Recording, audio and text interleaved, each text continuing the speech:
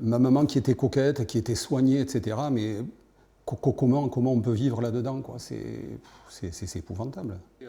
Alain est profondément secoué. Le 30 décembre 2021, tout change pour lui. Il rend visite à sa mère et ce qu'il voit le révulse encore. Lorsque je suis rentré dans sa chambre, elle gémissait. La télé le son était très fort.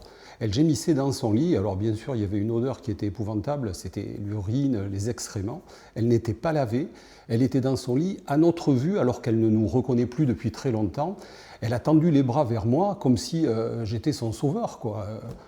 Et là, c'était vraiment l'horreur. Les excréments passaient de partout. Ça débordait de la couche. Les draps étaient souillés. Dans l'EHPAD où réside la mère d'Alain, 4 soignants seulement pour 48 résidents. Pour cette syndicaliste, il en faudrait 10 fois plus tant le travail à réaliser est difficile.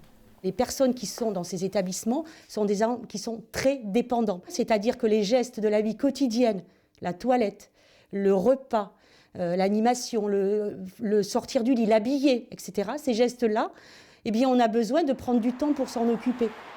Selon la direction du centre hospitalier de Périgueux, en charge de cet établissement, le manque de personnel n'est pas de son ressort. Ce n'est pas l'établissement qui définit ses effectifs. Ce sont des effectifs qui sont accordés à l'établissement. Deuxièmement, effectivement, quand bien même on a ces effectifs qui nous sont accordés, on est en difficulté aujourd'hui pour pourvoir les postes. Et ces difficultés de postes vacants sont majorées avec un absentéisme qui est plus prégnant actuellement.